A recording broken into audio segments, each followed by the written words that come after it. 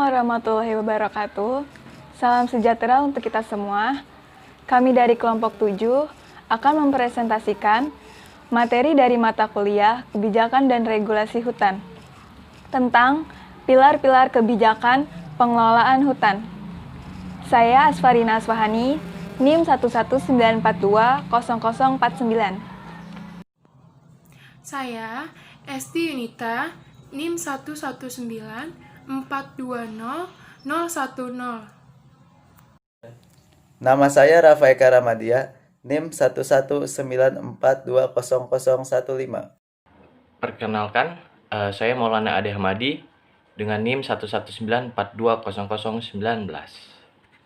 Perkenalkan, nama saya Miranda Alvina Septiani Togatorop, NIM 1194236. Perkenalkan, nama saya Rima Azra Zahra, NIM 119420004.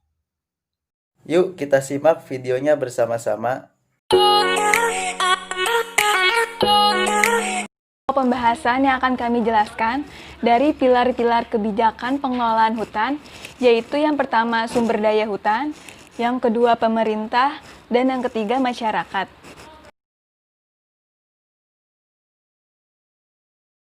Daya hutan adalah sesuatu yang dimanfaatkan untuk kepentingan dan kebutuhan hidup manusia agar hidup menjadi sejahtera.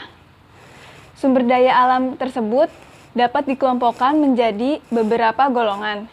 Yang pertama, sumber daya alam berdasarkan pembentukannya.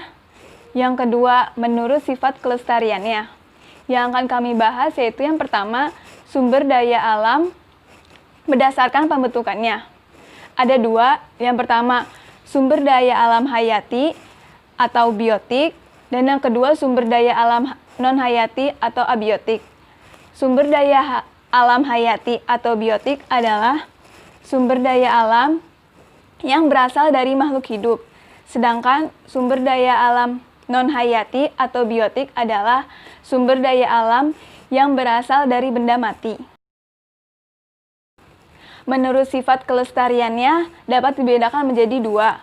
Yang pertama, sumber daya alam yang dapat diperbarui atau renewable resource, yaitu sumber daya alam yang tidak habis jika dimanfaatkan karena tidak dapat diperbarui melalui siklus dan reproduksi.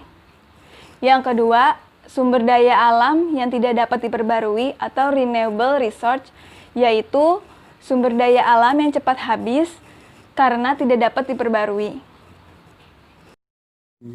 Manfaat dari sumber daya hutan itu sendiri yaitu manfaat ekonomi. Yang pertama, hasil hutan dapat dijual atau diolah menjadi berbagai barang yang bernilai tinggi. Yang kedua, bisa membuka lapangan pekerjaan bagi pembalak hutan legal. Yang ketiga, menyumbang devisa negara dan hasil penjualan produk hasil hutan ke luar negeri.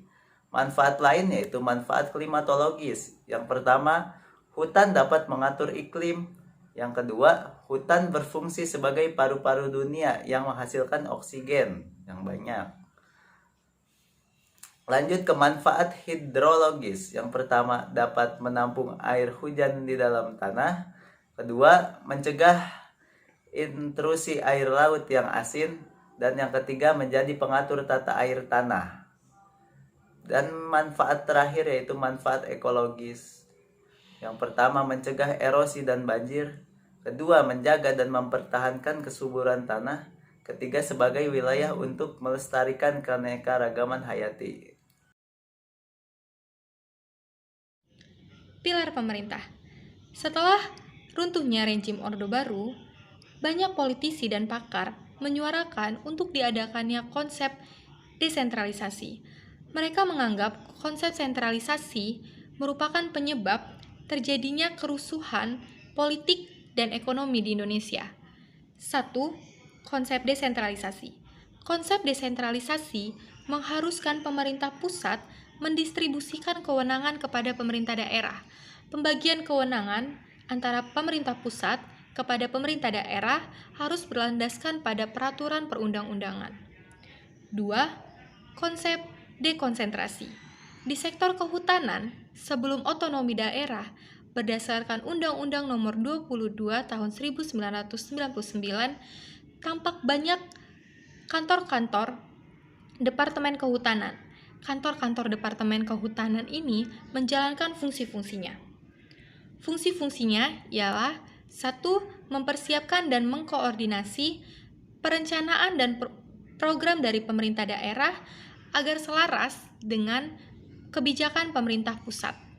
2. Memantau dan mengevaluasi pelaksanaan perencanaan kebijakan di Departemen Kehutanan.